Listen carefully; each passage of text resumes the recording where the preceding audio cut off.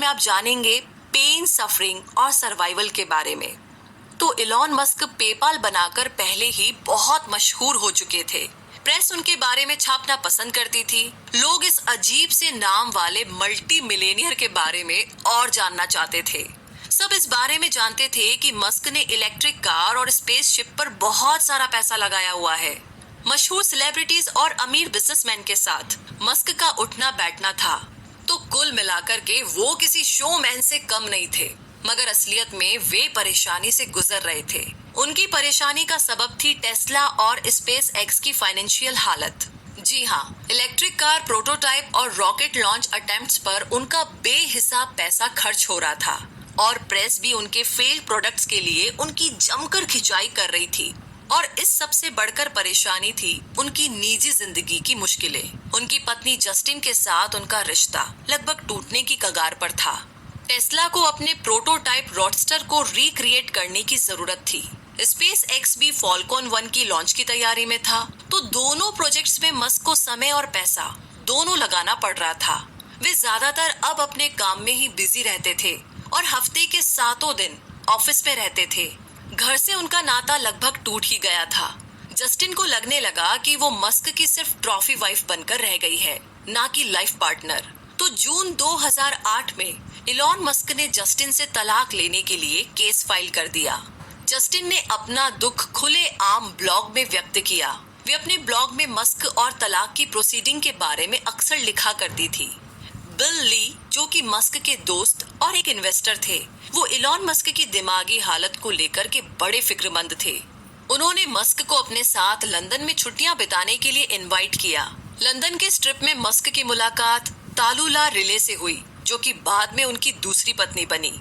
22 साल की English actress से उनकी ये मुलाकात एक सेटअप थी। जी हाँ, मस्क को डिप्रेशन से बचाने के लिए लंदन की इस पूरी ट्रिप में रिले उनके साथ रही। वे खूब बातें करते और डिनर पर साथ जाया करते थे। जब इलॉन लॉस एंजलिस वापस आए तो उसके कुछ ही हफ्तों के बाद रिले भी उनके पास आ गई। मस्क ने रिले को बताया कि उनके पहले से ही 5 बच्चे हैं और अब जल्द ही उनका तलाक भी होने वाला है। बावजूद इसके मस्क ने रिले को जब प्रपोज किया तो रिले ने हाँ बोल दिया। ये वाकई में एक तूफानी रोमांस जैसा था।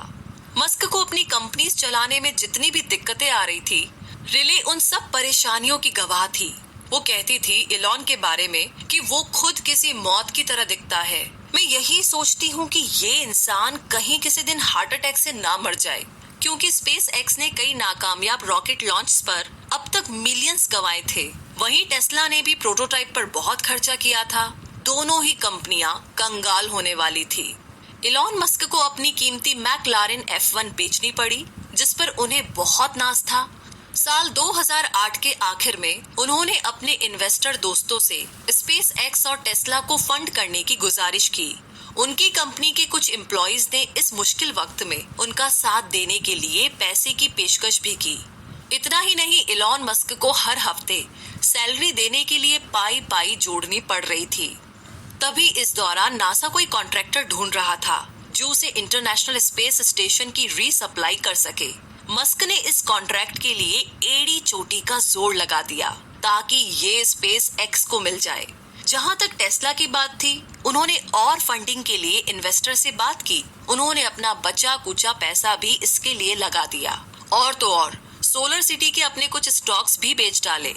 किस्मत से 23 दिसंबर 2008 में नासा ने खुलासा किया कि उसने अपने ISS प्रोजेक्ट के लिए स्पेस एक्स को चुन लिया है। एजेंसी कुल 12 फ्लाइट्स के लिए उन्हें $1.6 बिलियन दे रही थी। उस वक्त इलॉन मस्क किम्बल के साथ कोलोराडो में छुट्टियां बिताने गए हुए थे। जैसे ही ट्रांजैक्शन का प्रोसेस शुरू हुआ तो इलॉन खुशी से रो पड़े।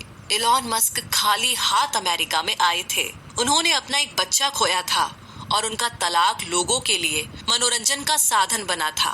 वे अपनी सभी कंपनी से हाथ धोने की कगार पर थे और उनकी पूरी जिंदगी की मेहनत पानी में मिलने जा रही थी। लेकिन इलॉन मस्क बहादुरी के साथ इस दुख भरे दौर से निकलकर बाहर आए।